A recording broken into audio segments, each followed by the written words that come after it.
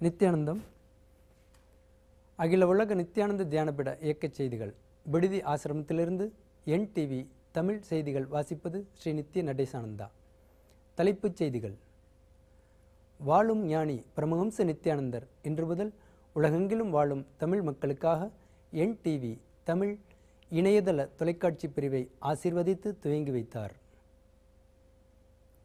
இன்று தமிழ் பகவத்கீதை தியான சத்சங்கத்தில் பரமஹம்சர் மனித வாழ்க்கையின் உண்மையான லட்சியம் என்ன என்பதை விளக்கி சொற்பொழிவாற்றினார். தானே நிவாரணப் பணி பற்றி நக்கீரன் பத்திரிகையில் வெளியிட்டுள்ள அவதூறான செய்தி. விரிவான செய்திகள். உலகெங்கிலும் வாழும் தமிழ் மக்களுக்காகவும் பக்தர்களுக்காகவும் NTV தமிழ் இணையதள தொலைக்காட்சியை பரமஹம்ச நித்யானந்தர் துவங்கி வைத்துள்ளார். இந்த NTV தமிழ் இணையதள தொலைக்காட்சி பிரிவு எல்லோருக்கும் ஞானத்தை பரப்பி உலக மக்கள் எல்லோருக்கும் எல்லா நன்மையும் அளிக்கும் என்று ஆசீர்வதித்தார். பரமஹம்ச நித்யானந்தர் இன்று பகவத்கீதை தியான சத்சங்கத்தில் 2வது அத்தியாயம் 11வது ஸ்லோகத்திற்கான விளக்கத்தை அருளினார். பகவத்கீதை தியான சத்சங்கத்திலிருந்து உங்களுக்காக ஒரு சில துளிகள்.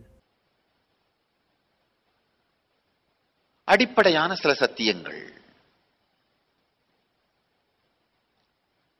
மனித வாழ்க்கையின் நோக்கம் நாம் வாழுகின்ற உணர்வு நிலையை உயர்த்தி கொண்டே செல்வது.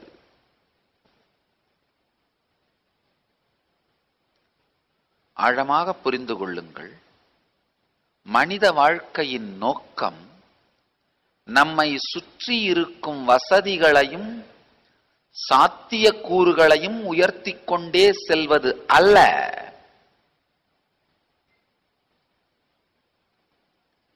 நாம் வாழுகின்ற உணர்வு நிலையை உயர்த்தி கொண்டே செல்வது. மனித வாழ்க்கையினுடைய முதல் லட்சியம் வாழுகின்ற உணர்வு நிலையை உயர்த்தி கொண்டே செல்வது. ஞானவான் அப்படின்னு யாரை சொல்ல வேண்டும் என்றால், தன் வாழ்க்கையின் ஒவ்வொரு சூழ்நிலையிலும் தன்னுடைய சிந்தனையும் முடிவுகளும் பிரபஞ்சத்தின் சத்தியங்களோடு ஒத்துப்போகின்றார் போல் எடுப்பது. கார் ஓட்ட தெரிஞ்சுக்கிறதுனா என்ன? வெறுமனே பிரேக் போடுறதுக்கும் ஸ்டேரிங் ஹேண்டில் பண்றதுக்கும் ஆக்சிலேட்டரை பிரஸ் பண்றதுக்கும் மட்டும் தெரிஞ்சுக்கிறது கிடையாது.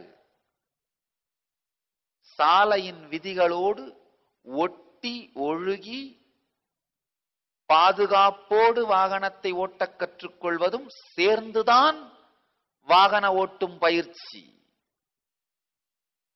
வெறுமனே ஆக்சிலேட்டரை பிரஸ் பண்றதுக்கும் பிரேக்கை பிரஸ் பண்றதுக்கும் ஸ்டேரிங் ஹேண்டில் பண்றதுக்கும் தெரிஞ்சுக்கிறது வாகன ஓட்டும் பயிற்சின்னு சொல்ல முடியாது.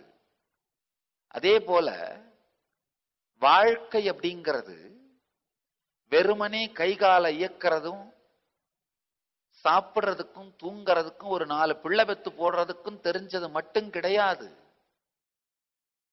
பிரபஞ்சத்தின் விதியோடு ஒட்ட ஒழுகி விபத்து இல்லாமல் வாழ்க்கையை நடத்தி சென்று அடைய வேண்டிய குறிக்கோளை பாதுகாப்பாக வேகமாக சிறப்பான முறையில் சென்று அடைவதுதான் வாழ்க்கையை தெரிந்து கொள்வது.